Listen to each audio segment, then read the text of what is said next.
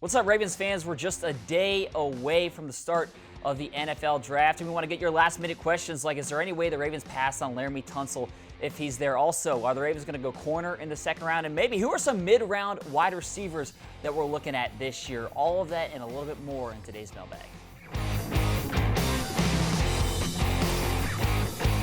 Our first question comes from @JohnClint01, and he asks, can Ozzie pass on Laremy Tunsil?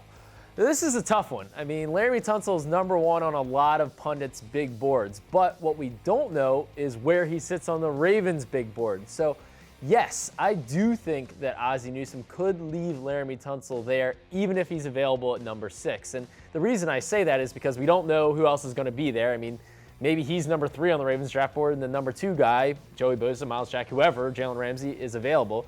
For that reason, yeah, I think they could pass on him. And also, I don't know that Laremy Tunsil fits the biggest area of need, whereas a linebacker, a pass rusher, a cornerback, I see those as bigger areas of need right now. You always take the best player available. It is always the best player available, but there's a little part of Ozzie's thinking that I think goes into what do I need right now? And the Ravens already have Eugene Monroe. Now, a year down the line, maybe that changes. If Eugene has injury problems or whatever, maybe you want Laremy Tunsil. But for right now, he's not the cleanest fit in Baltimore. And Laremy Tunsil's really, really, really good, but he's not the perfect prospect. I mean, he's not the best run blocker. He's got some off-field questions a little bit. There's an incident with Robert Ndimche. He was in that hotel room apparently.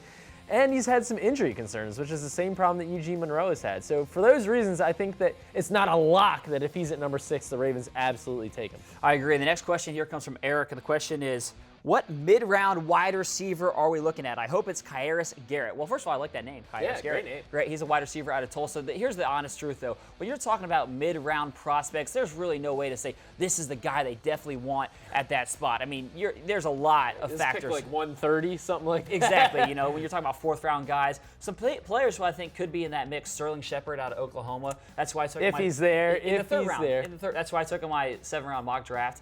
Braxton Miller from Ohio State. If he were to be there in the middle, Ohio State guy. Yeah, there's some guys like that that could be there in that mid-round range. How about my guy, Rashard Higgins, out of Colorado State? What about him? He's great. He's going to be there. Take him. That's what about him. But here's the one thing. I mean, we could throw out a whole bunch of names, and really we would just kind of be throwing darts to some degree.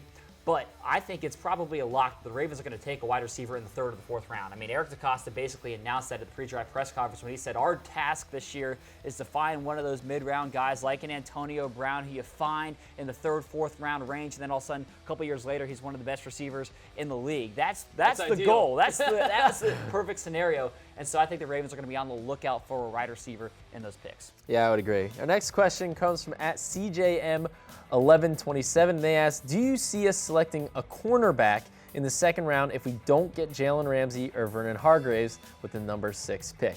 Yes, I do think there's a high likelihood that the Ravens go corner in the 2nd. It's just kind of the way the draft board falls, and that in some ways dictates a lot of these picks. How does it fall to the Ravens? And I think there's going to be some options there at the top of the 2nd round at corner. And I look at a guy like Mackenzie Alexander out of Clemson. He was a mid-1st round prospect for much of this process, and now suddenly he's sliding down the draft board into the 2nd round. I think that he's a guy who's shown a lot of good coverage skills, man-to-man coverage.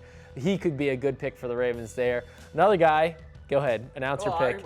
Artie Burns from Miami. Artie Burns, that's right. Your guy who you picked in your 7th-round mock draft. He's a lanky, long, athletic cornerback from Miami. There's Kendall Fuller out of Virginia Tech. He's coming off a knee injury. There's a lot of guys there that could make sense for the Ravens, and I think you can get somebody who could potentially be a starter maybe this year or maybe down the road in the 2nd round. I agree. And our final question today is from Mary Kistler. And the question is, how close is the movie Draft Day to your reality? You see that movie? I have. Yeah, great movie. It's exciting, it's entertaining, but I tell you what, it is nothing like the real thing. I kept watching it and I was thinking to myself, this is not how it goes at all. There's just so many theatrics. Not in Baltimore, maybe in Cleveland.